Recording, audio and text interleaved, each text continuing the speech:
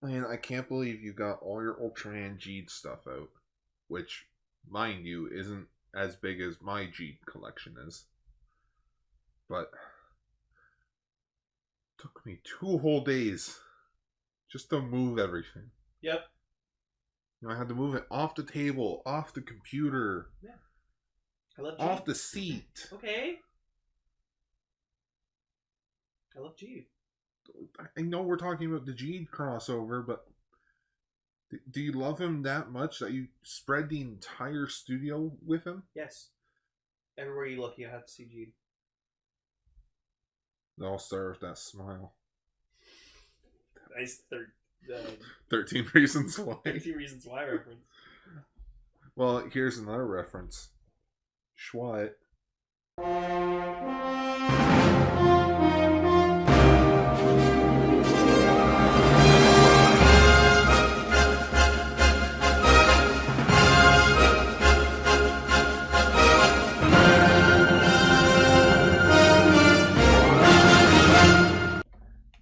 Greetings, everyone, and welcome to Ultraranger, the podcast where we talk about Ultraman's past, present, future, Godzilla, and all kaiju in between. I'm your host, Ultraman Gar. I'm your co-host, Ultraman Lane. So yeah, G, bitch. Yeah. Best Ultraman ever exists. Best Ultraman ever. Because I thought about it recently. My favorite Ultraman, like number one, is both Belial and G simultaneously. I love them both equally as much. I can't pick one over the other. Well, actually, if you think of it one way, they're technically the same character. Yeah, I think that's another reason too. So they're technically both the same fucking person. So it's the same goddamn thing. So I always said, like, I've loved Belial for years. And then when G was announced, they're like, "Yeah, he's the son of Belial." I was like, "Well, I automatically love him. It doesn't matter what he looks like, who his character is, what his show's like. I have to love him." Like, and then the show ended up being a fucking masterpiece. It was fucking great. I loved it. I love Riku. He's a sweet little boy. I want to hug him and pat him on the head, and say everything's gonna be fine. We'll watch Dawn Shine together. Yeah, Pega's adorable. His fucking track pants and sweater and shoes. The sweater and track pants. Took me half the show to realize he was wearing those. Go buy Ultraman G, Mill Creek, Blu-ray. Comes with a movie, which me and Gar are gonna rewatch because we feel like we shit on it too much. Yeah. Or if you don't feel like spending money, it's coming out on Shout Factory TV next month. Or if you want to watch it now for free, Crunchyroll. We did watch it on Crunchyroll, and then we were excited for Roof, and then it never happened. And then just Crunchyroll, just no word whatsoever. You were so, like, I remember all weekend you were fucking so eager, like, it's coming. Where's Roof? Like, or it's not coming, dude. It's coming. Yeah, so this week we're talking about Ultraman Z's episode 5 and 6, because it's... 6 and 7. Oh, 7, sorry, my fault, my bad. Yeah. So it's where Riku shows up. Yeah, but we're also talking about, Ultraseven episode 8 and Ultraman Dyna episode 9. Yeah. Fuck, I hope we get back in sync with those. We will. And when we get our first two-parter in 7. I think that'll be in November. Cool. But first we got some news. Yeah. So our first news story is about Ultraman Z, and that apparently as of September 15th, the show officially wrapped production. Oh, I'm sorry, September 13th, the show wrapped up production. Hell yeah. Well, I remember the head writer passed away, and they said that they were going to honor him by, making the show, what he would have wanted. How he would have made it. And think of it, 14 episodes, 15 episodes at this point, but we haven't seen episode 15 yet. Mm-hmm. Every episode's been out of the park. It's been so good. Fuck. There hasn't been a bad episode. No. Or a meh episode, or it was okay. Especially the last few ones we've watched. Yeah. Oh my god. Taiga, take fucking notes. That's all I'll say. So actor Koshu Hirono, who played Haruki, and Haruki's and Ultraman Z suit actor Hiyoshi Iwata, and assistant director Tatsuya Okano all announced that the filming for the series has wrapped up and posted a copy of the final episode script on Twitter with actress Rima Matsuda, who plays Yoko, revealed the timetable of the last episode's filming, in which she stated that tokusatsu parts were filmed on September 12th, and the main parts were taken on September 13th. Cool. I can't read Japanese, so I don't know what the script is. Oh, there he is! Yes. Avenger, my sweet robot boy. Yep, there's a photo with the show's sculptor, Keiji Masayuki, who gave Avenger a Avenger statue that's sculpted from all... Let's see. Aw, that's adorable. It's a Avenger with a baby. Yeah. Don't talk to me or my son that way. Nope. In Hirono's tweet, he thanked everyone for the hard work and being involved in the series as a treasure. Or he also said it's a treasure. He also thanks fans to look forward to later episodes, and that the second half of the series is really fun. In Iwata's tweet, he revealed that unlike last year, shooting for the series stopped for 2 months, and is proud that they were able to finish it till the end. He dedicated the script to the show's story editor, Kota Fukihara, who passed away earlier this year. Yeah, that's still a shame, man. I did not know that Ultraman Z stopped production. Yeah, that makes sense, because they probably had to, do the same thing Toei did, where they had to, fucking clean, sanitize their whole fucking studio inside and out. Yeah, but I didn't really, Yeah, well, the fact that, this has been, the show's been on since June, but, they filmed, obviously, earlier than that. Well, yeah, because production usually starts in, April. Okay, yeah. So, the fact that it took 2 months and then they finished, and it's been as good as it's been, fuck. Well done. So they must have taken April and May off, then started production early June to get stuff done. Yeah. Or maybe they took June off. Maybe, yeah. Because they're okay, we got the first few episodes already done, so... Yeah. Yeah. Anyways, fuck. Because the show, show wrapped up in September. That's usually when they wrapped up. So somewhere between April to September, they took 2 months off. Yeah, maybe they took a month off, did more episodes, and then took another month off. Yeah, that would make sense. That sounds like a pretty productive thing. But yes, I am excited to watch the rest of Ultraman Z. And the movie's gonna fucking kick ass. Oh. Whatever the movie's gonna be, it's just gonna be fucking amazing. It doesn't matter. If we got this cast, we're fucking good. We're good. We're gonna get more Juggler. Yep. It's all gonna be good. Maybe Guy will show up. Ooh. I love in the Ultraman Z poster, you have just Juggler's actor Oyagi there just screaming. Ah! That's why I like in the opening where he's just oh, what's that over there? Ah! No, Juggler's actor's been a fucking treat this whole series. Yeah. So, going from happy news to somewhat upsetting news, Ultraman Cosmos' actor Taiyo Sugiura. Sugiura. Is positive for the thing. Yes. So, that's a shame. Because remember, we talked about, he got that worm infection? This guy can't catch a break, can I know. he? You know what? He survived that. He can survive this. Yeah. Well, it wasn't a worm. He got really ill, but then, in Origin Saga, he got bitten by, a worm or something. And then right. And then it's oh, you okay? Yeah, I got better. Well, you were ill. You got better. Yeah, it's just I think in the time with the episode that we talked about that episode, he got ill. Yeah. We were oh shit. His wife, former Morning Musume member Nozomi Sugi, is at home with their children under observation. She also expresses in her personal blog that she and their children are fine but are taking precautions. She also expressed gratitude to their fans for the support. Oh yeah. It's funny, my sister and her boyfriend actually saw him on television. Because they have a Japanese channel. Mm-hmm. And they're like, oh, it's an Ultraman actor. I'm like, which one? You gotta be more, There's a lot of them. Yeah. And they're like, this guy. I'm like, oh, Cosmos. I can't wait to watch this show. I'm so excited. I actually learned something new recently about Cosmos. Oh? So, apparently, you know how, there's, 65 episodes of Cosmos? Yeah. And, the last few episodes didn't air on television. Mm-hmm. So apparently it was because he was under he had to go to court. Yeah, I remember you telling me about this. Yeah, because if you have kids listening, they may not want to listen to this, but apparently he was like not assaulted, but like it was like pornography he was apparently a part of or something. Oh, he's in adult stuff. Yeah. Ugh, gotta be careful with that.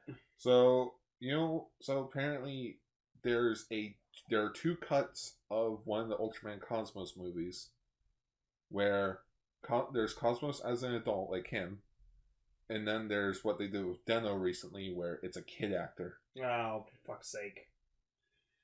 But apparently he was, let go of all charges. That's good. Because there was no proof. Yeah. Or not that there was no proof, but like, let's just say like... It wasn't a big deal. Yeah, it wasn't a big deal thing. So the last few episodes ended up on the box sets, and the original cut of the film has been released. Okay. Cool. Yes. Alright, well I hope for speedy recovery, man. We can't lose you, Cosmos. So, some more upsetting news. Actor Yosuke Saito, who was in Ultraman Ginga S as not Shinra, Kamushin. Who was that again? He was like that other Victorian right beside the Queen. Oh, that's right. He was the guy with Show. Yeah. Yeah, that's right. He was like, "Don't go." And Show's like, "Fuck you." Oh, that's a shame. So yeah, unfortunately, he passed away at the age of 69.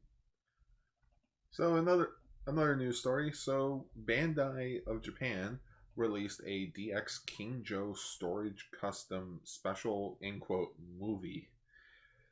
Haruki's actor did some narration, basically explaining some of the features of this King Joe. Oh, it was so fucking cool. Like the amount of playability and what this toy can do is mind-blowing. Like, it's the size of a fucking vinyl figure, and it has like electronics, and it can separate, and like you see, like they show every function of the toy in this special, and it was so impressive. It was like a high budget commercial. Like, basically it was like a commercial in the form of a movie. Cool. Yeah. I didn't watch it, but like, you should. It's pretty good. And like Haruki's like narrating it. Well, guess I'll have to give it a watch later. Yeah, it's on the official Ultraman Super Ride channel. It's also on the Bandai channel. Yeah, it's really cute. I have this thing on its way, so I can't wait to get it. Nice. So speaking of more Ultraman toys, Premium Bandai has announced their latest release in the Chodo Ultraman figure series, which is the Ultraman Gaia Angel Advent set. From Ultraman Gaia, of course. Okay, what the fuck is that? This is the Angel Advent? I'm guessing we need more context on this. So this movie, I'm guessing. This is Zogu, the final boss of Ultraman Gaia. Really? Or at least one of the forms. Okay. Zogu was also, I believe, the other kaiju capsule that made Belial atrocious. No, that was Alien Emperor and Dark Lugiel. Yeah. But I do remember the second form having a kaiju capsule. But yes, the Zogu figure stands at 20 centimeters tall, while the Ultraman Gaia figure stands at 10 centimeters tall, which this Gaia figure represents a superior form? Okay. I believe it is, which is like his strongest form. Thing's tall. Yeah, Jesus fuck. I also love how one of the other promotional images is the iconic shot of Ultraman the Ghoul and Gaia. Kind of just like, yeah, we did. Yeah. We're awesome. That was Raya. Oh yeah, he was Raya. Yep. You told me that. And I was like, what? Yeah, he was Kamen Rider Raya. And I saw him in the Ryuki special, and I was like, I guess he's also Kamen Rider Nigo in the first. Oh, that's right. Yeah. Fuck. Love that. You love the first, hate the next. I'm like, the first was good. I thought the next was better. Yeah. So this Advent set will be released in February of next year for 4,950 yen. I like that second last shot. It's like them kind of like looking up at her. Yeah. Like I feel like this thing doesn't really move. Like I like imagine like they were trying to fight her, and then like she just like does like a ranged attack where she has like a barrier or something that like makes them go like. Rah! And like I know she has a monster form or something, which from what I understand they just went all out with their attacks. Oh. Yeah, from the looks of it, it looks like she has like a waist swivel, and like arm articulation. She's flipping the bird. She's flipping the bird. Flipping the bird. Yeah, cool set. That's creepy though. Like for a final boss, that's actually fucking creepy. I think it's the face. Yeah. Because think of well, it's tall, lanky, and like you don't know what it does. All powerful being. Yeah, and it's the final fucking like yeah no that's something you don't fuck with.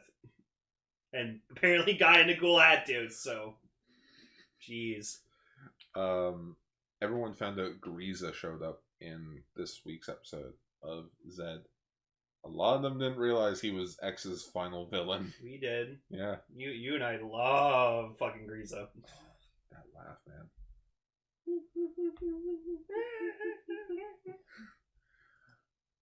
Alright, on to some okay news. What the fuck is that thing? So, we have more kaijus being added to the ultra-large kaiju series 5000 line, featuring Tepedo?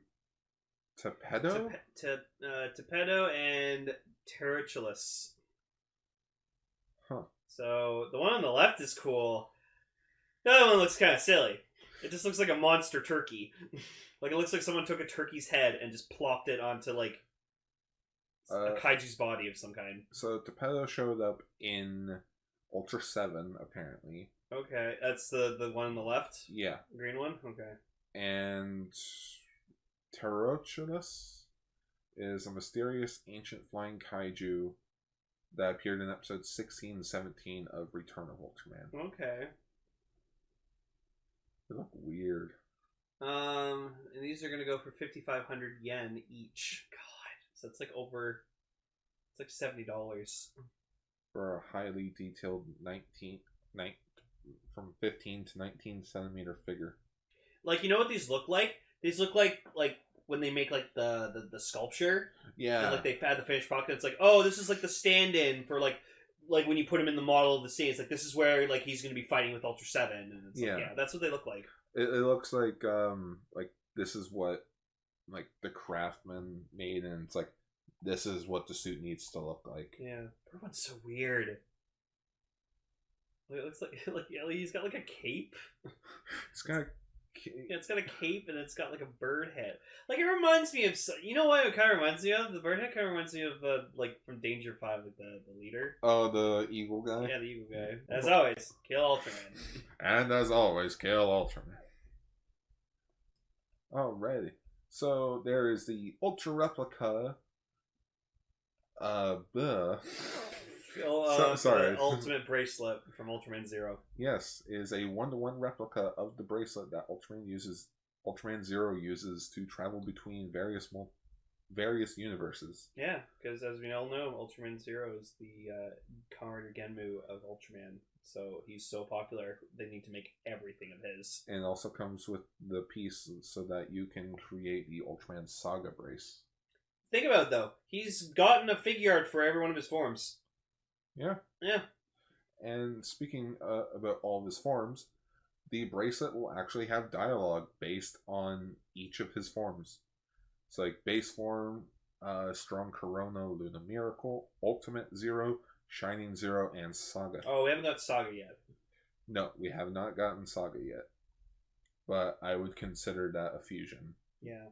Not a form. Remember, whenever Ultraman fuse, it's its own Ultraman. Yeah.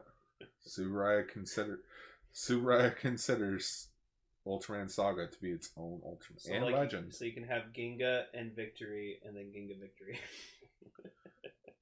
The Saga Brace mode activates the Ultraman Saga transformation and special move sounds. the BGM button will activate songs from the movie, including Saga Advent and Kimi Dake wo Mamoritari, Lisa's song. So it's the acoustic guitar version of the Dyna ending. Oh, okay. That's cute. Yeah. That's a nice bracelet. I do like how it includes the Saga part. Yeah. So pre-orders will be going up until October 26th, 2020. And this piece will be going for 8,500 yen. Yeah, no thanks. I like Zero and respect the crap out of him, but not enough to buy any of his stuff. Watch it. Next year they're gonna re-release this as Zero Bracelet damaged version to represent what it looked like in Geed. Yo, you know what? Can you release a 1-to-1 scale fucking Brothers mantle? Imagine fucking you'd get one. You just parade around the house in it. You're like, I'm an Ultra brother. I'm part of the Ultra garrison. So, speaking of Zero, yeah, more Zero news. There is a figure rise model kit of Ultraman Zero's Darklops version based on the manga inspiration suit. Oh. So, yeah, it's just in Darklops colors, and it looks pretty cool. I especially like how they redid the visor. Instead of having the two eyes, it is the Darklops, like, one eye visor. Kind of looks like Juggler a bit. Like, color-wise. Yeah, same accessories. It'll be available in November for 3,740 yen. And it comes with an LED light. That's pretty much it. Cool. Dark Club Zero was interesting. Yeah, I like Mewtwo as well. So there's a Ultraman pop-up shop and cafe opening. Well, that's already opened in Shibuya, Japan. The pop-up shop will feature a broad variety of Ultraman merchandise such as keychains, shirts, and other accessories. A free Ultraman postcard is available with purchase for any item of 2,200 yen or more. The postcards will be given at random and only while supplies last. Oh. Those are cool. Yeah. So, like, you have some of the Ultras. Yeah, you got like Heisei style ones, Showa style ones. Yeah. Oh, and then Showa style ones with Heisei. Yeah, so pins. Yeah. Whatever is this supposed to be? It looks like a coaster. It does look like a coaster. There's that one time Ultraman choked that one fucking kaiju out. That was Mephiles. Awesome. Yeah, good old Mephiles. He didn't even choke him out. This is a friggin' stock photo that they have. I know because it's on one. It's one of the covers of Rise of Ultraman. Yeah, another stock photo. Ultra Brothers postcard. A Switch case. It looks like a Switch case. It does look like a Switch case. Ultraman tape. Oh boy! Ultra tape. That shirt's cool. Yeah, see? It works because he's growing out of the box. Yeah. Yeah, some kaiju stickers or finger things. Yeah. There's Busca. Yeah. You know what he looks like? He looks like he would be like the Japanese Toys R Us mascot. Oh, like Jeffrey. Yeah. He's the equivalent to Jeffrey, the giraffe. Hi, I'm Kaiju Busca, and I never want to grow up. I'm a Toys R Us kaiju. I'm a Toys R Us kaiju. I just want to put him in the Toys R Us logo now. Like, get Toys R Us logo in Japanese, and then just Kaiju Busca instead of Jeffrey. That's too... Because, like, he looks like... He has, like, the same, like, spots and, like, color as a giraffe. So I'm just like, okay, he's just the Japanese Jeffrey. Oh, Kaiju Busca.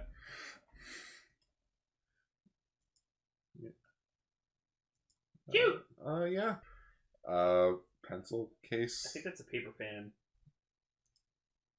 Oh, yeah. Yeah, it's a paper fan. Yeah, back to the beginning. Yeah, it's back at the beginning. Oh, yeah, at the end. There you go. Yeah. That's cool. Yeah. And some food items and stuff. It'd be interesting to go to one of these in the future. Oh, and like I said last episode, like if you do that Ultraman like museum, you would spend the whole day in there. Oh, the Ultraman DNA place? Yeah. You would just spend the whole fucking day in there, like, observing, like, every single thing one at a time for, like, 20 minutes. Probably. So there's currently even though there's a pandemic going on, there's a Ultra Heroes and Kaiju stamp rally happening this year. So, apparently it's already started. The Ultraman AR stamp rally has been in effect in Fukushima using a dedicated app that utilizes the phone's GPS and augmented reality technology. Ooh. Participants can activate the app to see Ultra Heroes and monsters appear on screen. They can collect digital stamps by taking photos at these sighting spots in Fukushima Prefecture. Yeah, prefecture. Yeah, that's what they call, like, their areas. I remember Kotetsu did this year, last year. Oh, yeah. Oh, yeah. I remember seeing that video. Yeah. That 3-part video link will be in description. He went to, like, Kyoto, I think, to do that, didn't he? I don't remember. He went like. I think he went to Kyoto to do it. I think he went like all round. For each of the courses completed, participants receive one original sticker on a first-come, first-served basis, with 12 types of stickers in total. An original Ultraman Zero statue will be won through a lottery by participants who complete all the courses.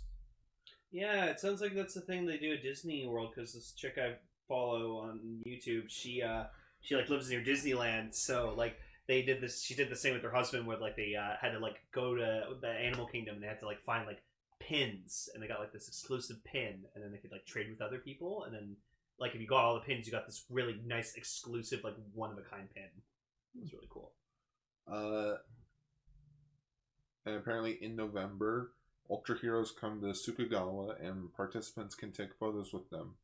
The following dates are November 8th is Ultraman, the 14th is Ultraseven, 15th is Zero, the 21st is Zet, 22nd is Taiga, and then on the 23rd it's Zet again. Then the Lodge Women, then the Petite Women, then the Lodge Women again. Oh my god. The event is taking place at the start of September and will go until the end of November. Booyah!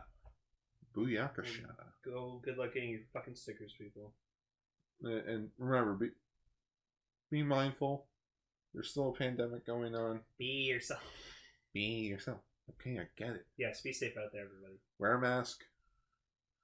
Don't be those freaking anti-maskers. I can't believe that's the actual fucking term. There's a rally going on. Apparently. Fucking people. I just want to talk about Ultraman. Yeah, right? Me too. That distracts me from what's happening in the world. Yeah. So our last news story is some update information about Ultra Galaxy Fight: The Absolute Conspiracy. You mean fucking Belial's origin, the movie? Yeah. I can't wait. So the biggest news story is, or the biggest part of this, aside from a lot of the cast members, is the release date, and it'll be on. It'll start on November 22nd, which is a Sunday, so we'll probably get like Saturday night. Oh, I forgot about him. Yeah, Absolute Taros. So he'll be Tartarus. Oh yeah, sorry, Tartarus, who will be voiced by Junichi Suabe. I feel like when we talk about this special, we'll name the episode "Absolute Tartar Sauce." Tartar sauce. Let the fools have their tartar sauce. Which he looks pretty cool. Yeah, like he looks like an Ultraman, but then also not an Ultraman. It's weird. This mysterious being hides a terrifying power. Plotting behind the scenes, Absolute Tartarus' body is colored gold in contrast to Ultraman's silver, and seems to have designs on the Land of Light. But his true goal is a mystery. Traversing space and time, he carries out ominous operations behind the scenes in various eras while wielding a mysterious ability called Narek. He looks cool. He does. He's got pointy shoes. He's got elf shoes. He's got Latin shoes. That's what I always called them. Yeah. I'm sorry, I'm going down. I'm reading the second person who's being. So Hatsunori Hasegawa returning 40 years after portraying Ultraman 80. So the original 80 actor's coming back? Kinda. Like a voiceover? Yes. That's better than nothing. Yeah. It's him voicing 80. That's fucking dope. Who is, in quote, Ultraman 80? This hero believed that origin of monsters was the wicked hearts of human beings. Ultraman 80 saved the hearts of children as a junior high school teacher in order to cut them off at the source. After leaving Earth, he became one of the Ultra Brothers. Now he's back to chase after Lucasite, who attacked Yulian on Planet Cannon before witnessing a climactic galactic incident. Fuck, 80's seen some shit. Planet Cannon? Isn't that the planet in the Origin Saga? I think so. Yeah, because I remember seeing the Tree of Life in the background. Hang on. Planet Cannon. Yeah. That's where the queen was from, I think, right? Yeah. And a quote from Hatsunori Hasegawa. I was surprised when I received the offer to play the voice of Ultraman 80, but since it was a request from the reliable director Koichi Sakamoto... Yep. Oh, cool. I was delayed to accept it. When I received the script, I felt nostalgic because it has been so long since I was involved.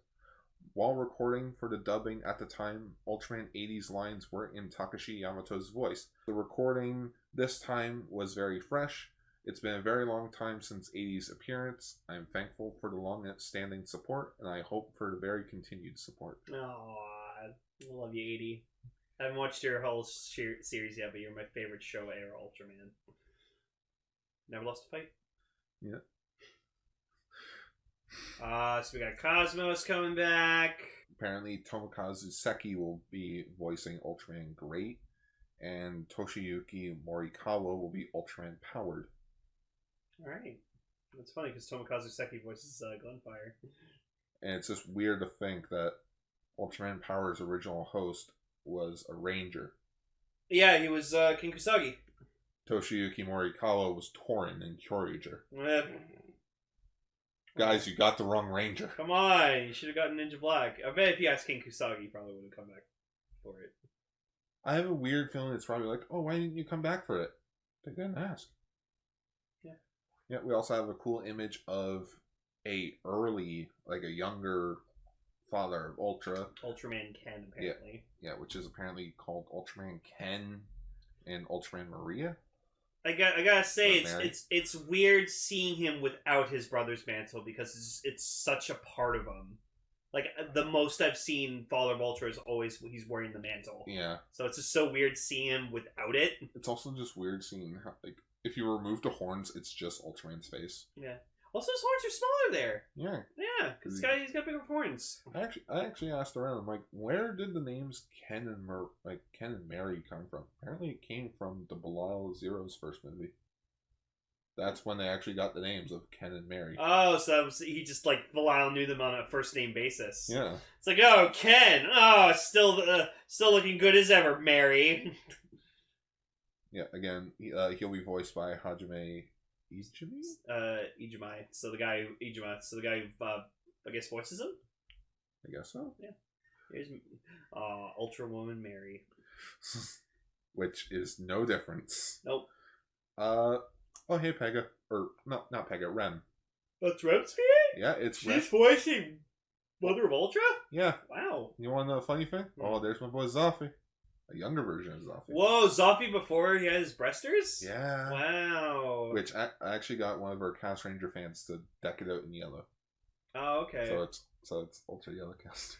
You can see they painted over a suit or something. Oh, yeah, because this suit looks very torn. I don't mind. But yeah, Shinosuke Takeuchi will be voicing him. Oh, wait, go back up. Oh, look at him. Cosmos looks so dapper. He does. Like blue and silver, just. First main title Ultra hero to be all blue. Yep. And of course, his actor's coming back. Of course, he will probably be happy to play Cosmos for the rest of his life. And Justice will be coming back. Oh. Voiced by Pega. What the fuck? Oh, all right. Yeah. That's gonna be weird hearing Pega's voice coming out of fucking Justice's body. But... Nikki! Holy, what the fuck's that? This is Space Fear Demon Zet. voiced by Tomokazu Sugita. Oh, Kivad. Yeah. Yeah. So this guy was only in the stage shows. Oh. But apparently in the special, they're getting like every version of Zeton together for like a giant brawl. Okay. So it's nice to include this guy. And lastly, we have Lillian coming back. Voiced by Haruka Tomomatsu. You know how we're watching Samurai Flamenco and Castranger? Yeah. It's the chick. Oh, it's Flamenco Girl? Yeah. Oh, wow. Alright. That's great. So yeah, once again, so apparently this show will be spanning 10 episodes with three different storylines. Fuck.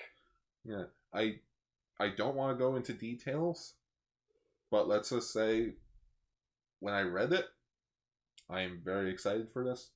Because, like, yes, it was nice to see new generation heroes where, like, all the new generation heroes got to team up together and it was cool and all.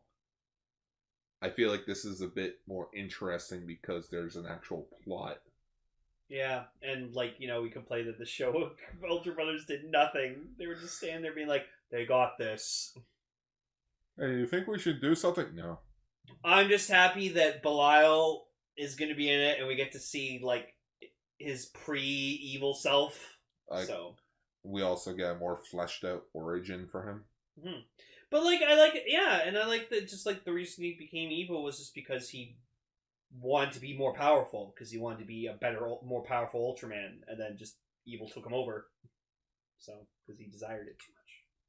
But and hopefully they make a figure out of that. But as they say, there's always two sides to each story. Alright, well anyways, I'm excited to fucking watch this, but again, I'm probably gonna wait until it's all done in one big thing. Oh, you know me, I'm gonna watch every episode of it. Yeah. That was my arm. Ultra and Belial, early style. Yeah. God damn it. Rebute's VA's coming back from Ultra Galaxy Fight. I figured.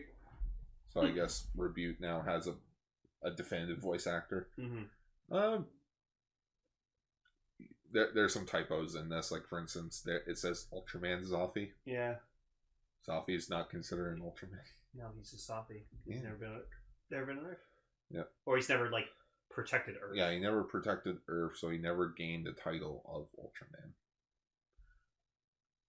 I wonder if, like, I bet he feels special about that. He's just like, you know what? I'm cool because I still have my name. Like, I'm not Ultraman Zoffy. I'm Zoffy. Well, apparently there will be a Chinese dub as well, but apparently it will not be on YouTube. Okay. Yeah, it'll just be broadcast on TV, probably. Yeah, Chinese simultaneous broadcast platform. Cool. Then, yeah, subtitles will be in English. I fucking hope so. And, of course, much like with the last one, there will be an English dub with this. I would like to audition for the role of the Tri-Squad. Oh, I thought you'd be Zoffy. No, Zoffy would probably already be taken. I'll be Belial. Oh, see, you already got the laugh. Yep. Yeah, cool. I'm excited for this special. I am too. And I kind of hope this just becomes a running trend each year. Yeah, like we do ones about like Teague, Dyna, Gaia, Cosmos. Oh, that'd be cool. It'd be cool to have one with just the Heisei. And then you have one about like the lesser ones like Nexus, Max.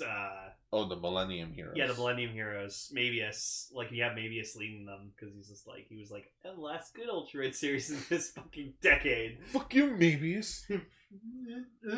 Oh, I get to be a part of the main timeline. Fuck you. Did you say Max was going to show up in this though? Yes, Max is showing up in this. Not voiced by his host. Yeah, voiced by Zoro. Yeah, he's voiced by his actual character. Yeah. So we still don't have any word of if who's voicing the Ultra Brothers. Oh, okay. That'll be like there's the regular dudes. Like at the bottom here, there's like a list of like cast members. Maybe we'll get Hayata. He said he'd come back to do it. He would. Dan Morboshi probably would as well. Jack would probably do it. They're all still alive. Might as well get them to do it. Yeah, 80's coming back, so... 55th anniversary next year. Go all out. Get the original actors back, because you never know. They're probably not going to be...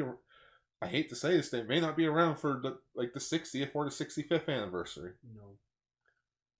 Alright. So that's the news. Yep. And let's talk about Ultraseven. Cool.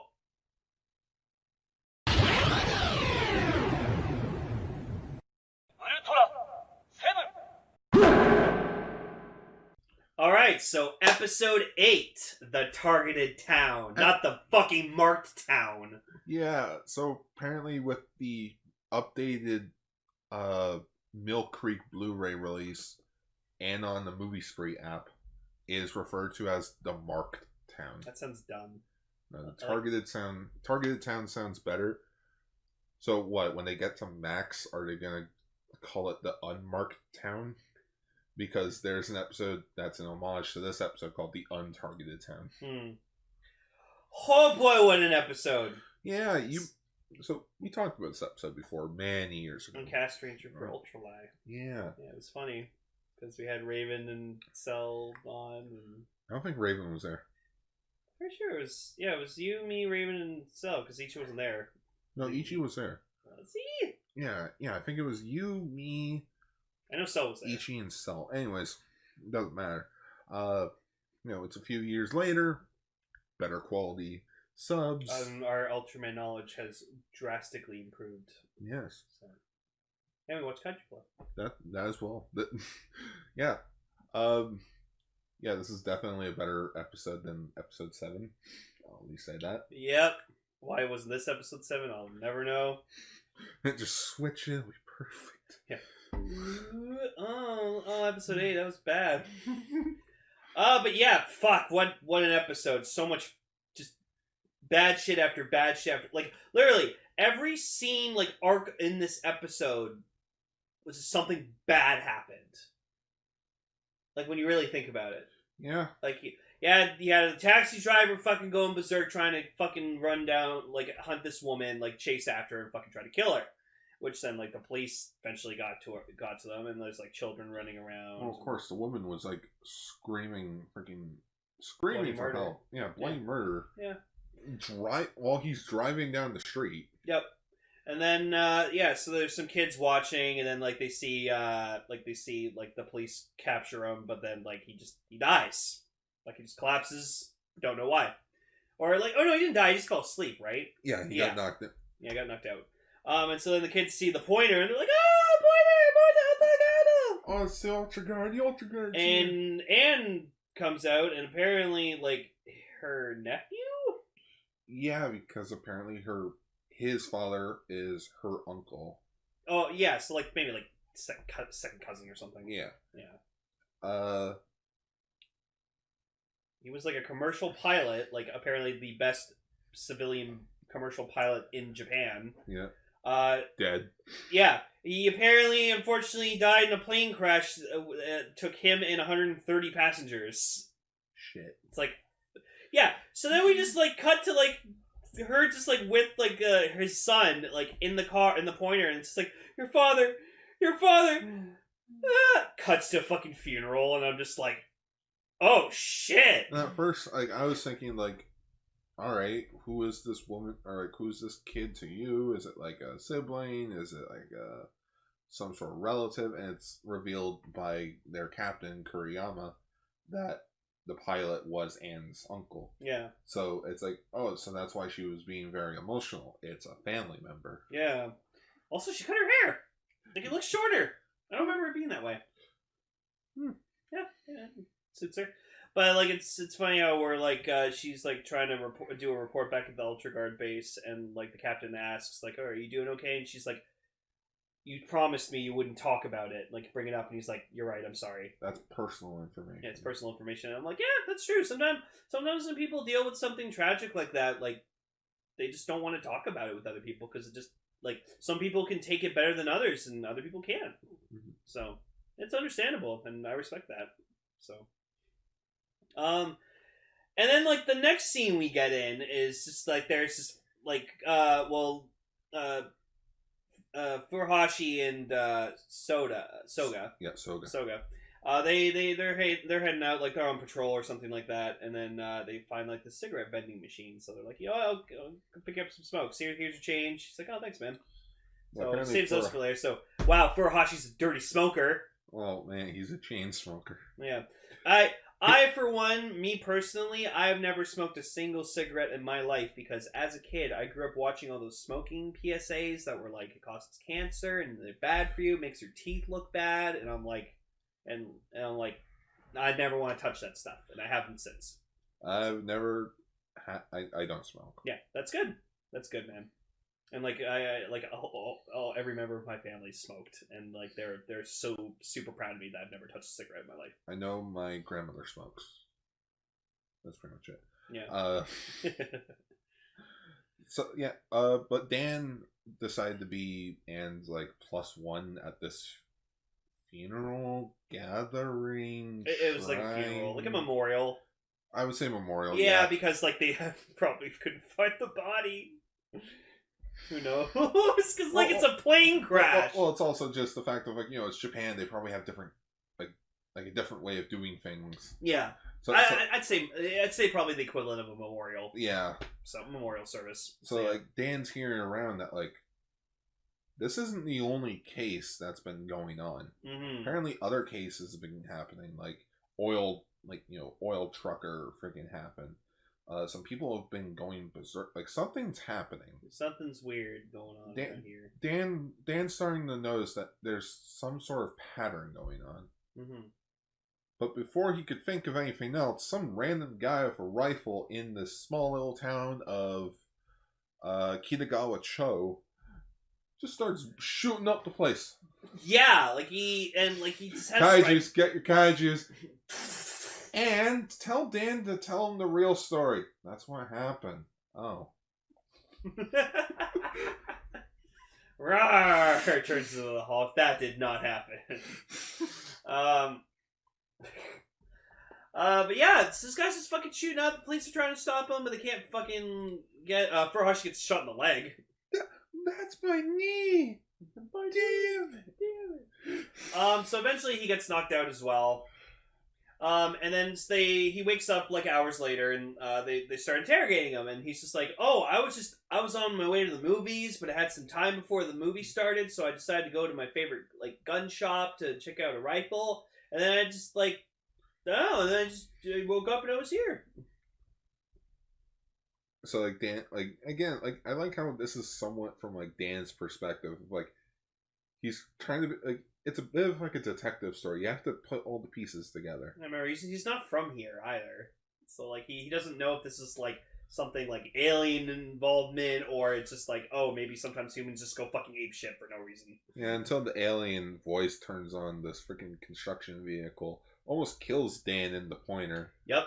Dan rips open the door. No one's there. Radio turns on and tells Dan to fuck off. Yeah, like I know who you are, Ultraseven. Go to this specific location. Do not come back. Bye. Okay, Sealer. I'm Alien Metro. No, you just hear the hang up noise on like a phone. You fucking leave it off the hook for too long. Oh shit. Shit. So then, like, they're back at the base, and Furuhashi, like, he has a crutch and everything like that, and so he decides to just, like, take a quick break, maybe, like, light up a cigarette, have a smoke, and, he lights up that cigarette, and all of a sudden you see this big, bright red light kind of emanate his face, and it's very menacing. Then, all of a sudden, proceeds to fucking whack Dan with the crutch. And it's so fast, so fucking sudden. Like, I watched it twice, because I came in, like, it was the third time I watched it, because like we watched it when we watched it originally. Yeah. Then I watched it when you were watching it, and then I watched it when I was watching it. And it just fucking gets a laugh out of me every time, because this is so fucking sudden. What?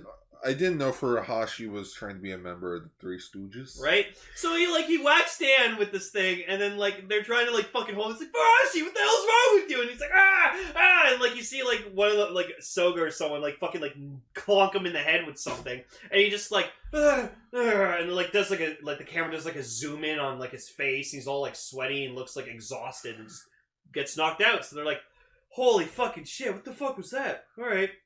Oh man, I need a smoke. Yeah, so since Soga takes a fucking cigarette, you see him light up, then he takes like a fucking his blaster out.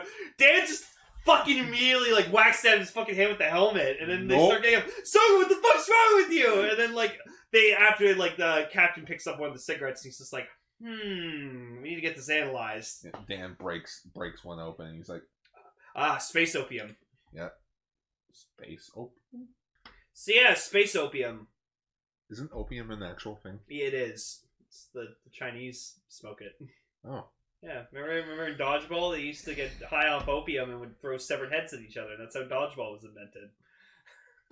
Probably not, but that's what they said in the movie. I don't think that's the right thing.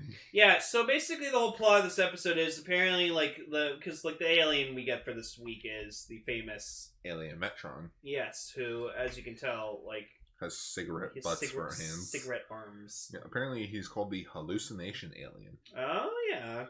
That would make sense because when you smoke this space opium, according to the people up at the space station V3, it gives angry impulses. Yeah, like it unleashes like the worst in humanity, making you believe that everyone is out to get you. Oh, so it's like Batman's contingency plan for Wonder Woman, where everyone she sees this cheetah and just fucking kills everyone to kill Cheetah. Wow. Well, basically, have her fight to death. Oh, fight to the death. Okay. Well, not like fight till death. Oh, okay. She will fight till she can't, till she like tires herself out. Wow. Huh. Yeah. So then Dan gets an invitation. Or he goes to. So they do a stakeout at the vending machine at the South Station in town because the little boy Hiroshi, he tells Dan and Ann that Dan and Ann. I think I did the exact same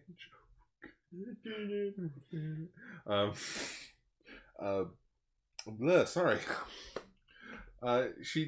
The little boy tells Dan and Ann that the dad didn't get his smokes from the local cigarette store. He got it from the vending machine. The machine was sold out, so they did a stakeout. They drove to like this abandoned warehouse, and that's where Dan met up with Alien Metron. Yeah, with tea and then sitting in front of a table. Have a seat. Have a seat, Ultraseven. And it's also like Dan's not wearing the Ultra Guard uniform. He's wearing like a turtleneck and like blazers. He's dressed like almost like James Bond or something like that. It's funny. 7. Ultra 7. 007. Yeah. It's funny because 1967 is when You Only Live Twice came out, where Bond went to Japan. Coincidence? I think not! So yeah, Metron explains his plan that if half the population of the Earth at this time are smokers, because back then smoking was like the coolest thing. It wasn't until a few years later they realized, oh shit, this kills us. Yeah, you can smoke anywhere too. You can smoke at like houses, cars, planes, restaurants. Now, you can barely do that shit. No, you gotta go outside like an animal. You gotta go in the smoke box. You gotta go outside like an animal to smoke. Yeah. And like if half the population is against each other, then there goes the human race. Because Metron believes that the humans can't coexist with other beings, thus making them useless. Because we're pieces of shit. So I kind of like the idea of like letting us destroy each other. Yeah, I'm starting to notice a trend throughout the franchise that aliens think we're like the worst freaking people in the universe. Well, yeah, that's usually a common thing in other sci-fi shows too. Is that like they look at like other alien races see humans and they just see them as like inferior, but it's like you guys are also selfish and greedy and you just want like the best for yourselves and you don't think about anyone else but yourselves. You guys are literally fighting wars against each other. Yeah, a big example is in the Mass Effect series because like the only reason humanity was able to excel as far as they did was because they found ancient technology on Mars and then got the ability to space travel, and then they met these other alien races and they're like, well, we'll accept you, but we're better than you. And they're like, yeah, we'll see about that. So it is a very interesting idea, but and I do enjoy how it's at least different each time. Like, for instance, the fungus episode in Dyna, that alien believed that the human race has exceeded its evolution. Like, this is as far as the human race will go as evolution wise. You guys need to be wiped out. Yeah. Or how an Ultraman, or when the alien Zeton shows up, they ask him, "Oh, you're here to invade Earth?" And he's like, "Waste my time on a useless planet like yours? No. Here to kill you." That's a story that I have to show you something after we're done recording. Okay. But yeah, Metron is definitely in my top 5 favorite kaiju aliens in the Ultra series. I think it's just like the fish look, because he is. I think he's supposed to be like a fish. Oh, I'll look him up. Let's see. Yeah. But yeah, you also have the iconic like fight in the sunset. Yeah, the sunset shot was really nice, but it's just funny how like he has this whole message to fucking like Dan, and then he just like gets up, leaves, and he's like, ha ha ha ha, and like Dan's like, damn it. The Ultra Guard will stop you. That's why we're sending you back in space. Alien Metron's design is based primarily off of a variety of aquatic shellfish all over Japan. He resembles a whale if he was lying on his back. Yeah, I see it. Oh, yeah. Lane just looked at a picture of Metron, turned his phone sideways. Ah! There you go. Yeah, and so like he gets off in the ship that surprisingly looks a lot like the Eye Slugger. Ultra Eye. It's weird. Remember, Lane, if you want to name something in the Ultra universe, just put Ultra in front of it. And then fucking Ultraseven just fucking dummies him. Yeah. Yeah, he just like, he throws his Eye Slugger at him and then just beep. Yeah, Emilium Ray. Yeah, just blows him up. And it's like, oh. And then we get this nice message from the narrator just being like, don't worry, kids. This story takes place in the far distant future because we as humans have yet to trust each other, and we wouldn't be fooled by aliens such as Metron. 53 years later, and we're still not getting along. Nope. That's sad. It is. That we can't work. Stubbornness is the worst part of humanity. At least to me. To think there's gotta be a weird alternate timeline like out there where just everything's good. Everything's in peace. Yeah, but I think the world would be boring if there was peace. Yeah. At least for me. Because like, I have some excitement. Like, yeah, I don't impose like death and stuff upon people, but like, it's just it's life. It happens. Yeah.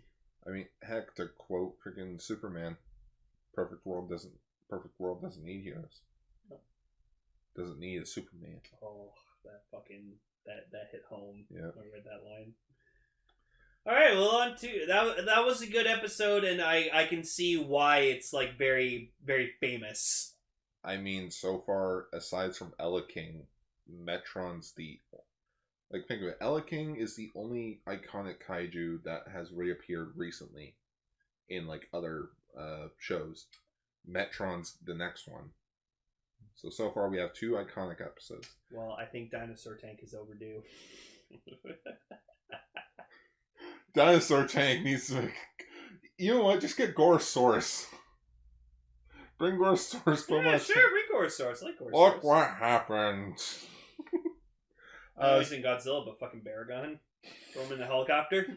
There you go. That's the funniest shit ever. Speaking of some funny things, I think we should talk about some Dyna. Alright. Ultraman Dyna. Sorry, what happened? I So, barely remember anything in this episode. so yeah, Ultraman Dyna episode 9, Attack of 2000.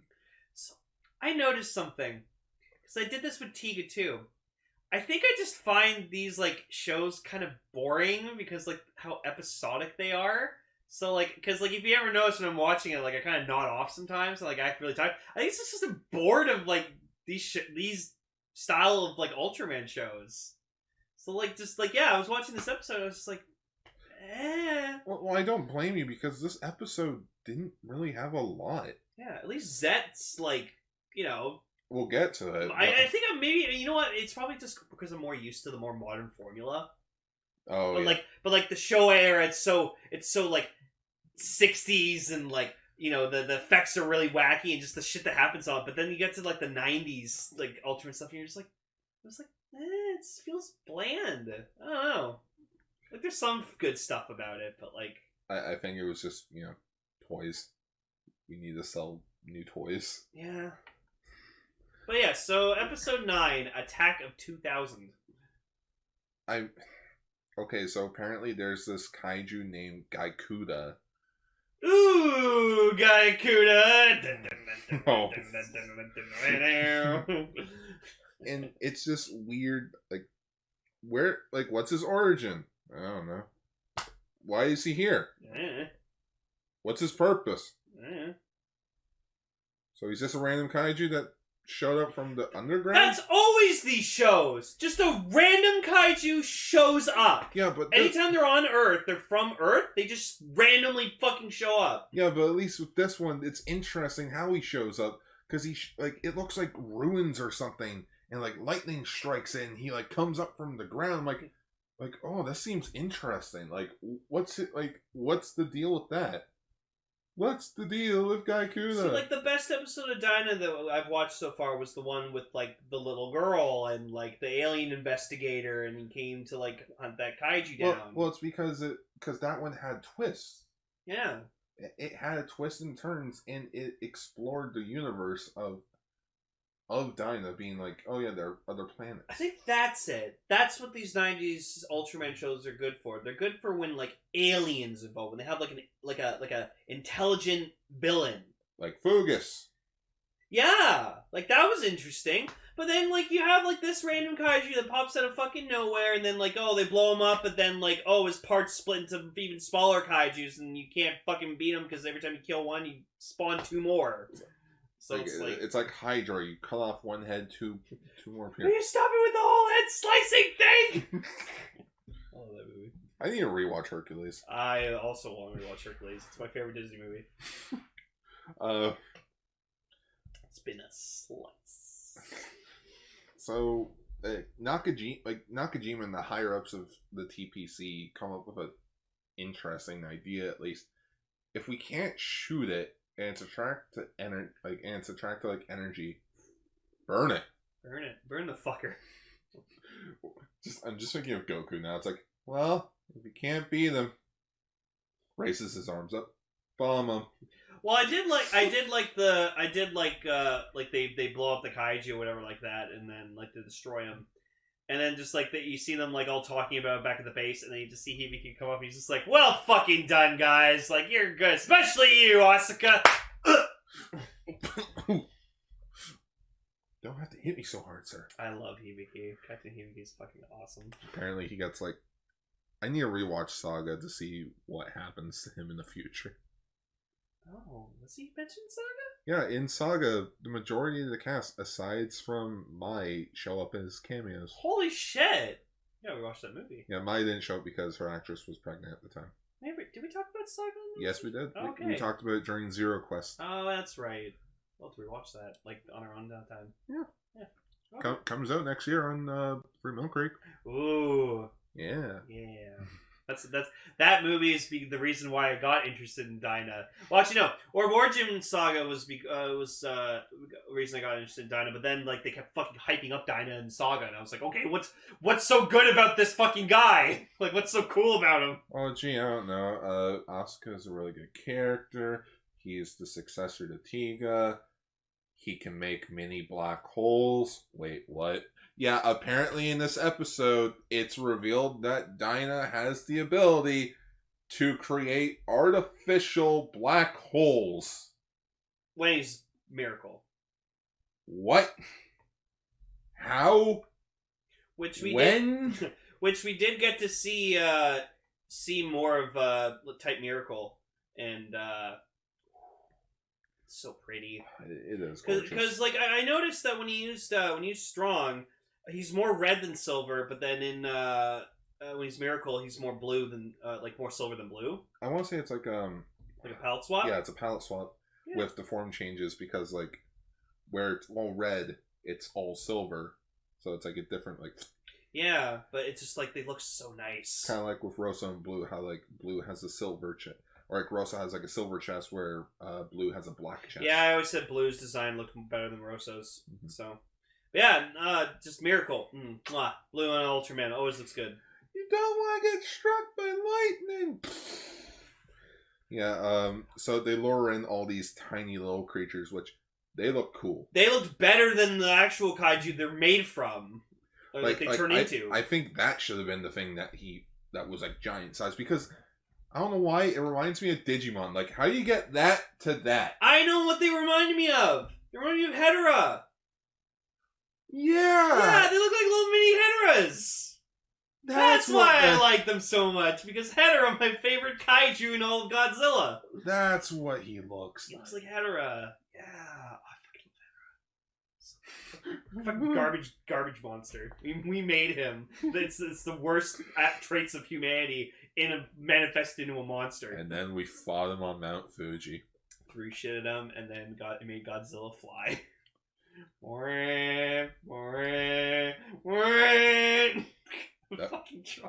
That movie turns 50 next year. You gotta rewatch it for the 50th anniversary. We're talking about it on Ultraranger for its 50th anniversary. Godzilla vs. Hedera, man. If you have not seen it, go watch it. It's my favorite Godzilla movie. Oh boy. So yeah, they're able to like bring back all the tiny little things together to create Guy Kuga. Kuda. It's that guy who's Kuda. Kuga! Like Dyna fights him, and it looks like he whispers something in his ear. Yeah, he's like, it's gonna be okay. I'm gonna throw you in a black hole and you'll be just fine. Shut up! Oh no, Lane, that's not what he said. Just throws him in a black. I'm gonna throw you in a black hole now. What? Oh, I'm gonna throw you out the window now.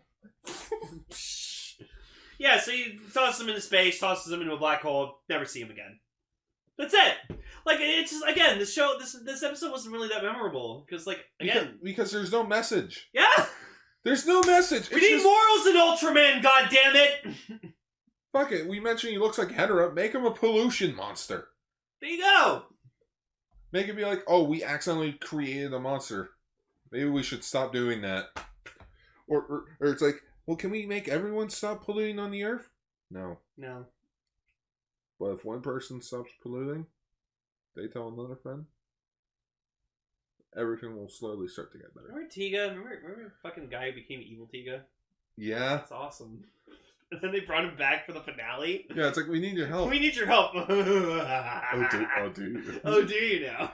Sucks that he didn't come back for Final Odyssey. That would have been great. I love how they just don't question it in Final Odyssey. It's like, oh, and those three giants were frozen. What about Evil Tiga and that guard dog over there? No, we're just not going to acknowledge it? Okay. No, okay. Yeah. Whatever. Okay. Tiga fucking killed that kid, like, in the vision. It was the dream. Just, like, you see the fucking balloon and then just, like... stepped on a fucking kid. Man, so far, this is the most meh episode Dyna. Yeah, like I said, the best one was with that fucking alien investigator. That was cool. Yeah. It was great. Such a good twist. With the twist. But yeah, like, Points for the little mini kaijus looking like Hedera, reminding me of Hedera. So thank you for that. One of them burned alive. Yeah, you just see one of them was like on fucking fire, and I'm like, that poor suit actor. That suit's on fire. That suit must have fucking smelled horrible afterwards. Because like, remember that's probably like burnt rubber. That would smell terrible. Well, they probably made that one to not. As soon as they cut, just Yeah. douse that fucker down in fire extinguisher. There probably wasn't a guy in the suit. They probably had like a mannequin in the suit. And... I always like shots in that in movies when like people are like set on fire. It was like, All right. Anyways, let's fucking talk about Zed. All right, the moment you've all been waiting for. Motherfucking episode 6. The Man Returns. My boy, Asakura Riku, Ultraman Jeed, the best Ultraman ever. Well, goddamn. Might as well talk about both these episodes together. The Man Returns and His Majesty's Medal. Yeah. I lied, I didn't actually have my Jeed stuff around. No. I'm grabbing it anyways. Grabbing my Galaxy Rising figure, grabbing my Zed Riser with my Riku access card and my medals in it. But yeah. You know, this episode starts off, all nice and easy. It's just, we're going to see how Savenger and Wyndham handle in a fight against each other. Well, I think they were training. Yeah, they were training. And it's like, unidentified life form coming in from the Earth's atmosphere, sir. Like, Heavy Kura gets this message, and he's like, oh, who is it? It's Givalis. Yeah, for the Jeed movie. His response, everyone get the fuck out. Yeah, it's basically when like it's the reaction like Loki gave when like he saw Hulk again in Thor Ragnarok. He just have to get off this planet. No. That or even though I've never seen it, Star Trek 3. Get out! Get out! Get out of there! Oh yeah. What? Yeah. Wait, let me listen to the counter. 4, 3. Get out! But yeah, so it's this fucker again from the fucking Jeed movie. The and Last Judgment. Yeah, and Juggler was just like, fuck. Harky! Fucking Yoko, get the fuck out of there! You can't fucking say against the thing. So, like, they're trying to fight it, and they get their asses kicked. It's like pro player person who just started playing. Sir, another life form coming in. Oh, what the fuck now? It's motherfucking Jeed. It's fucking Jeed Galaxy Rising. So, and what's cool is his entrance was exactly like how he was in his first episode when he transformed. Well, it better be, because these episodes were directed by Koichi Sakamoto. Yeah, and like Jeed's his fucking love child, so... So it makes sense to get, Sakamoto to direct the Jeed episodes. Hey, we're gonna put Jeed in Ultraman Z. Koichi, do you want to direct it? Do you have to ask? Let me check my papers. Yeah. It says here I have to do a rider show. Yeah, I'll do it. Yeah, sure. Fuck Ryder. Apparently he does do rider sometimes. Yeah, well, he filmed 3 episodes of X-Aid, so... Yeah, yes he did. The ones that were really good. But yeah, so, like, G, and then you just hear that G fucking theme song come up, and I'm like, hell! Like, the first time we watched this, like, me and Gar were fucking awe. Like, I was cheering. I was like, yeah! It was so fucking cool. Because it's not just like, oh, it's Ultraman G. It's like, no, this is different. Yeah. It's like if Riku as a character has evolved over the last, 4 years since he's been around? Yeah. And he's somewhat of a more skilled fighter or something. He's a senpai. And just, that was the thing that really caught me when he's fighting Givalis in this opening. Not only is his theme song playing, of course, which is 10 points to Ultraman Jeed there, but just he owns the fight. Fucking kicks his ass. And so yeah, Ultraman G Galaxy Rising. So it's he uses the Zed Riser with the medals of Ginga, X, and Orb. So his 3 predecessors, which I like that. It's a nice tension. Can't use Victory. No, can't use Victory because otherwise you're gonna get G Trinity. Yeah, that'd be weird.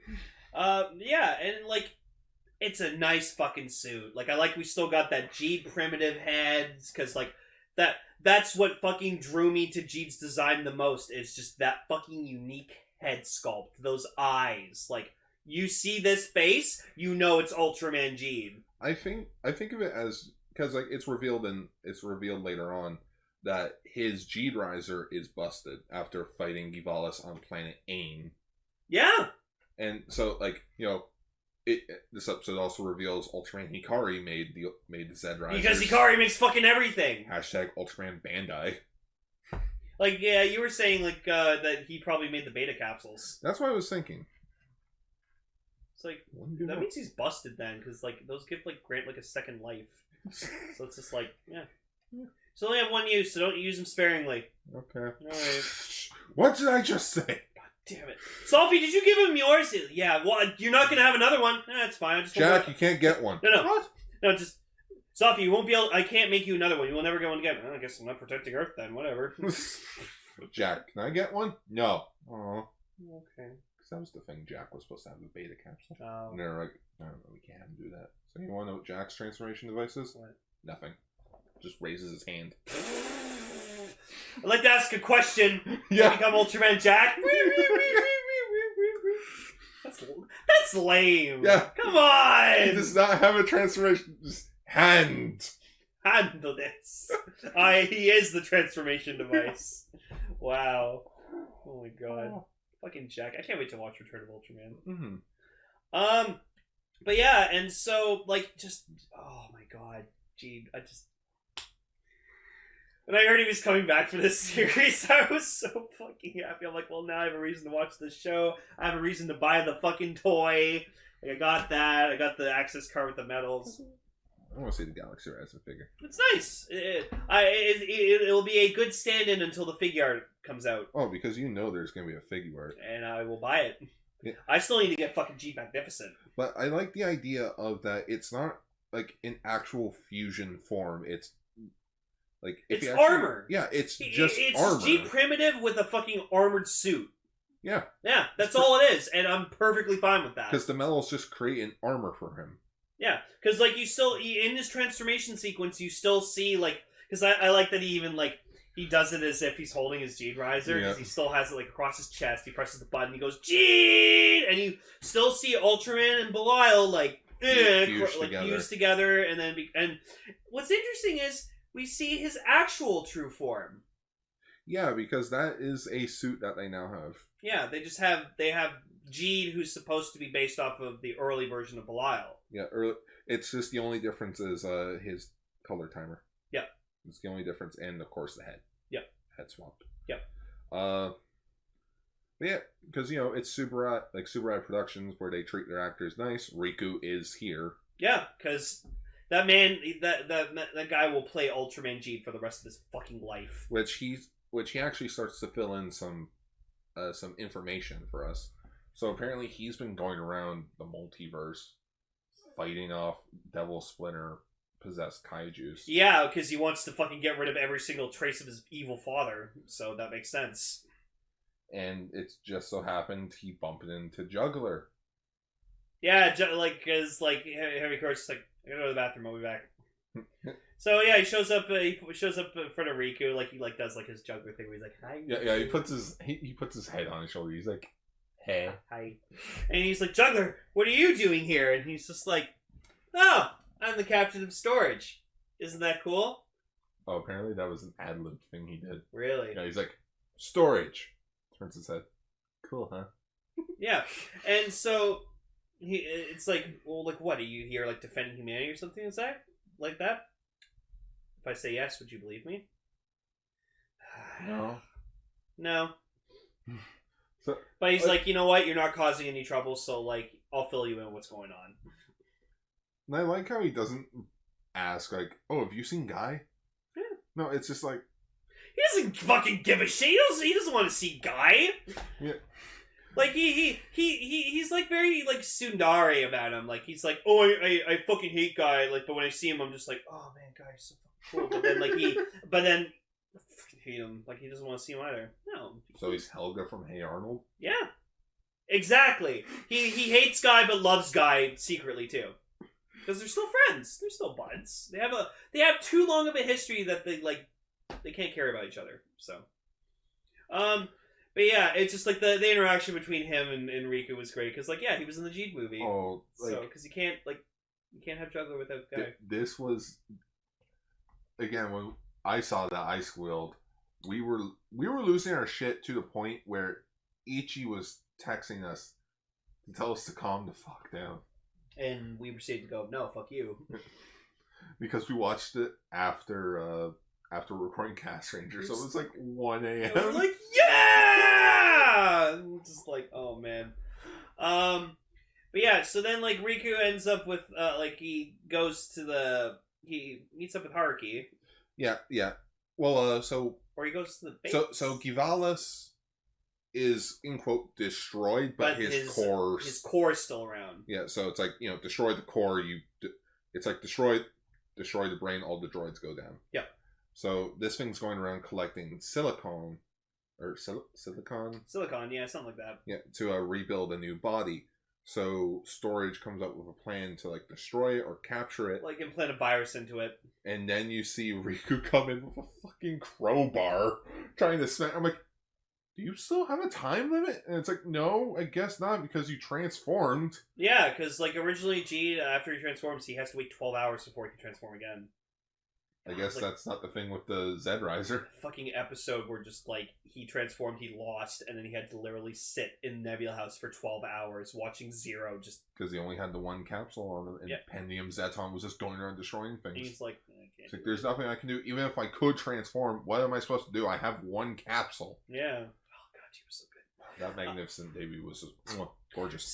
So then like so Yuka, God bless her soul, freaking comes up with a cool plan to like kind of like distract them with like an internet thing to like implant a virus. It is a real thing. I looked it up.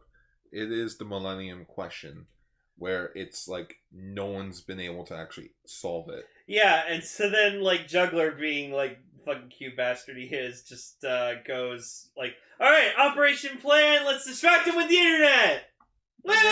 Go Storage. Yeah, and like he does like the whole hand thing. They'll put their hand. I'm like, he's having the time of his life, man. Like, I'm so happy. Like Juggler's trying. Like, he cares about these fuckers. But then you get the coolest thing in this episode: Haruki and Riku freaking teaming up. Yeah, so like the Riku and them run out, and like you hear Riku like use catchphrase, "Not, I can't stand around and do nothing." Holds his Z Riser, and Haruki's like, "You have one of those?" He accidentally bumps Haruki. He drops his. Riku's not like, "Wait, you're one of us?" It's like, we'll talk later. We're talking later. Anyways, he runs in. We see his transformation sequence. The hero gate. Yeah, the hero gate of his. It's like, Riku, access granted. And like instead of like, here, let me do it quickly. All right, fine.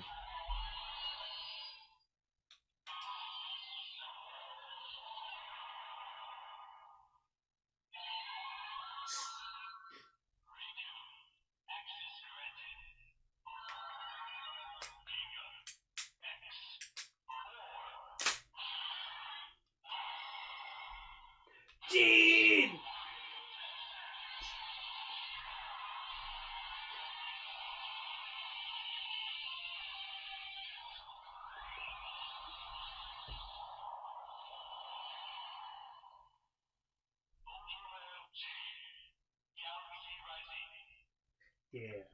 Yeah. What's also cool about this is if you don't have the metals in and you just use it like normally, he can turn to G primitive. Oh, I didn't know that.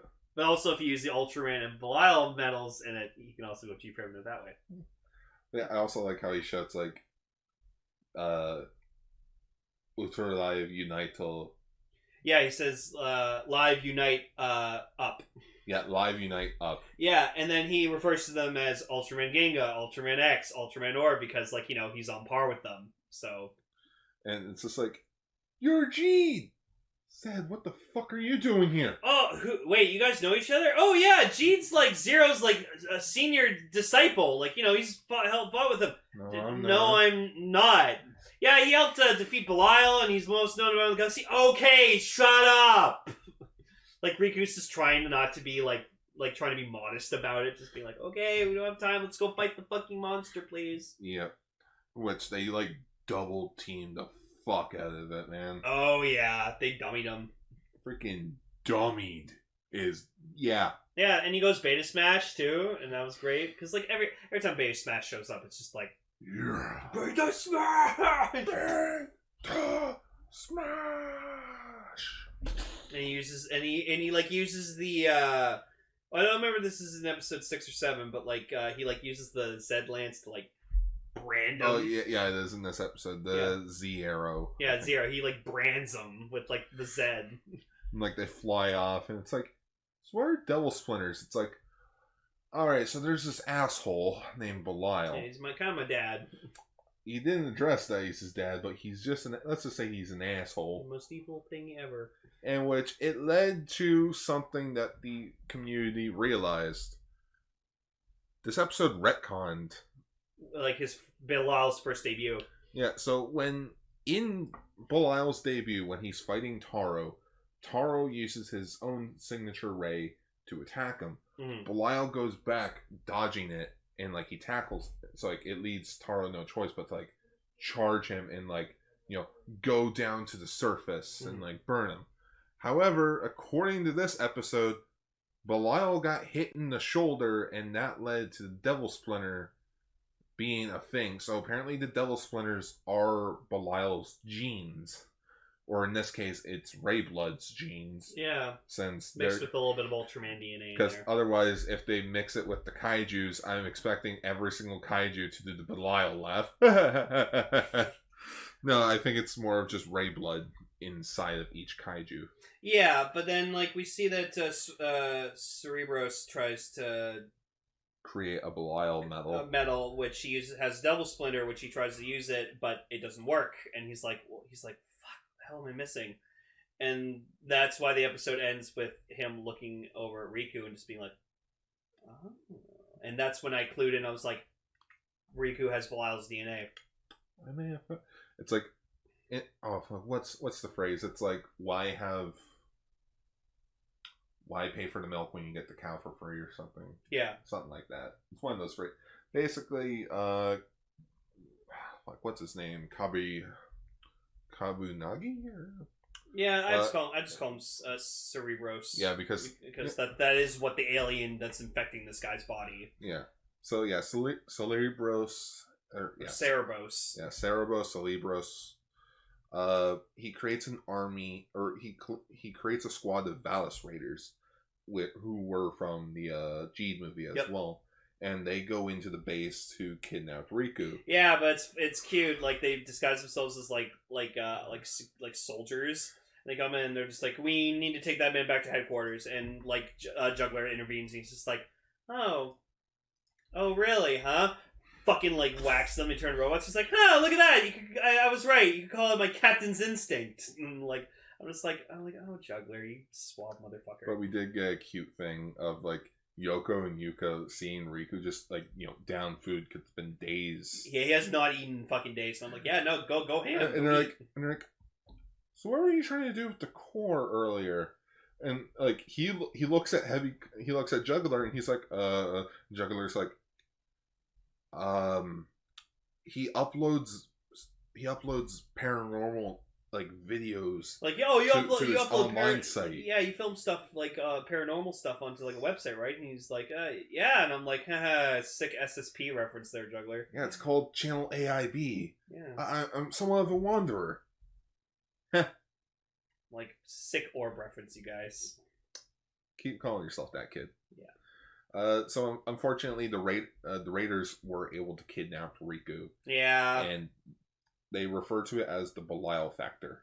Yes. So they extract the Belial factor from him. And he's able to make the metal. Yeah, he's able to create a Belial metal that does not disintegrate after 5 seconds. Yeah, and then we see something that I never expected that we'd see.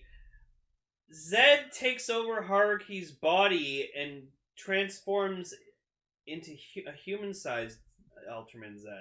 But it's base form.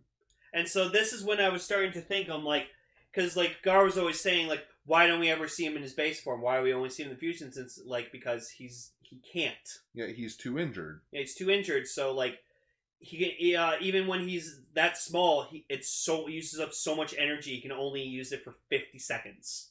50 seconds. Which apparently that's enough time to fucking like explain to Haruki that parade around with Yoko while she's fucking gushing over him, using her as if they're dancing and like doing like a waltz or something, and she's like, "Oh, Santa, and you just see her like fucking dumbstruck, just all like, Oh, right. When she saw Riku when he showed up in freaking the previous episode, she's like, "There's another one." Oh my god. Oh. Like fucking sick. I wouldn't not be surprised if like we find out later like Yoko has like a fucking picture of him in his locker or something. We do know that in episode 13. That's right. She keeps a picture of Zet in her locker at work. Oh my god. But yeah, so like that was cool. Like it's always like you don't really see that in modern day Ultraman, the human size. So that was interesting. Like I haven't seen that since probably like Tiga. Yeah, Tiga. Yeah, Tiga. So If Dyna pulls it, then we've been seeing it a lot in Ultraseven. Yeah, because like, well, you said like it wasn't planned on being like an actual like Ultraman series, so Yeah. Gaia, I know they do it. okay. I know they do it in Gaia. I'm not sure about Dyna. And then we find out Ginga and Victory, they can shrink and Be any size any they size like. infinitely. Microscopic to infinite. So yeah. So then, what the fuck does Cerebos make with the Belial metal? He creates Skull Gomera because another fucking callback to Gene. Well, I like how he also does like the others as well. Like he does Skull Gomera, Thunder Killer. Thunder Killer, and my personal favorite, Pendium Zeton. Yes, the King Joe one. Yeah, the King Joe Zeton fusion. God, it's so fucking. Ugh. I also like that it wasn't Haruki or Yoko to save Riku. Fucking Juggler comes in with his sword, just Yeah. Now do you believe me that I'm good? Yeah, and Riku's like, I guess. Like he walks out of the base. Well, because like he's always up to something. Juggler's always fucking up to something. He's up to something. And like he freaking gets out of the base, and it's just like, Yoko, take care of the residents. Haruki, make sure Riku's okay. But this area's abandoned. A kaiju! Fucking kaiju! Like Riku just starts running off. Haruki's like, oh, I'm gonna go after him. Riku, come back. Yoko, make sure the people are okay. This place is abandoned. All right, fine. Then they do the tag team transformation sequence, which apparently in this week's episode 15, that's like a whole nother level. Oh fuck. Yeah. Okay. Yeah, they're getting their asses handed to them. Yeah. Hard. And then, oh yes, and in the middle of this, Zero, who's trapped in the fucking, like... Bolton, fourth dimension. He uses Shining Zero to get out. Yeah. He reverses time before he went in it. And apparently, he went back to the... Like, it's never, like, explained, but I think he went back to the Land of Light to heal, then came back. Well, no, he said, like, no, he just said, like, it wasted a lot of my energy, so that's why it took me a long time to get here. But you were just by the moon. I don't know. Could have just traveled. Zero and heavy... Well, who knows? Maybe that brought him somewhere else. Like, Oh, it's a yeah, dimension probably thing. like another dimension. Yeah, I think it was like a movable thing. So, Yeah. Yeah. Because he only reversed time to before he went in it. So I don't think it would have specified, like, the location. Mhm. So, but yeah, so Zero shows up and, like, Zed's fucking just fanboying so hard. And it's like, oh my god, we're fucking Zero with Jane! Holy shit! I'm fucking... Look, watch how strong I am now! He's like, alright, I'll come watch how strong you are. You're 20,000 years too early to And, like, be called my disciple. Yeah, and, like, and, like, he looks over at G, he's like, look at you. Good job, kid. I'm just like, oh. What's up, dickweed? Nice to see you too, Zero. Yeah, it's like, yeah. So, you see them all in the sunset, they're running off towards, it's just, what was really awkward was, like, the bottom of me was just seeing both Zed and G with their time, color timers going off. So I was like, ugh. I wish Zero could have been like, oh, I charged you guys. Alright, guys. Let's kick ass. Yeah. And they go to town. They freaking go to town on this one. Our Ultraman, the real heroes, 3 against 1. Yep. But yeah, freaking, Riku can't really change into his other forms, so like you see Zero go strong Corona and Luna Miracle. Mm-hmm. It's like they're just like going to town, Blitzkrieg forms, freaking different weapons and all that. Yeah. Blow it up with their spacium rays. Fly off. Kaburagi walks by Juggler, so Juggler starts to realize maybe there is a mastermind behind all this. So that at least gives... So, like, that's interesting. This crossover leads... Well, I wouldn't really... Yeah, I would consider this a crossover. Yeah. Or crossover team-up, whatever you want to call it. Mm-hmm. But it at least gives Juggler now a new goal towards what he has to do in the show. Yes. And then there's Lane's least favorite part of the episode. Riku leaves. Yeah, because, like, I was assuming he was going to stay for the rest of the series, but then Gar made a good point of just, like, he would overshadow Zed. Yeah. So with his presence, so. That I am fully understandable for. Because Riku's like, oh, I'll stay on this earth to fight the Devil Splinter kaijus. And Haruki tells him, you're needed out in space. I can handle this earth. Yeah. Then I got this. Pega shows up too in the Nebula House. Oh, yeah, in the Nebula House. And Pega's like, yay, Pega! I found you. Yeah, alright, let's go. Also, apparently, even though the G Riser's broken, he still has the scanner. Yep. To contact the Nebula Yeah, House. I forgot that was a fucking communication device, so. Well, yeah, because we don't have the premium Bandai one where we can actually hit the button and you hear Rem. Yep. But freaking Zed, this is when I realized Zed, like, gonna go above and beyond. Phenomenal.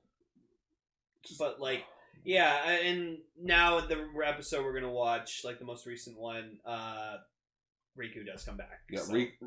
It's not like Riku wasn't going to... I had a feeling he would come back in, like, the finale or something. Mm. But to come back this recent, I'm okay with that. Yeah. But just these two episodes were fucking amazing. Like, my boy Riku did not disappoint, and, like, I love Jeet so much. He's so fucking cool. I love my precious boy.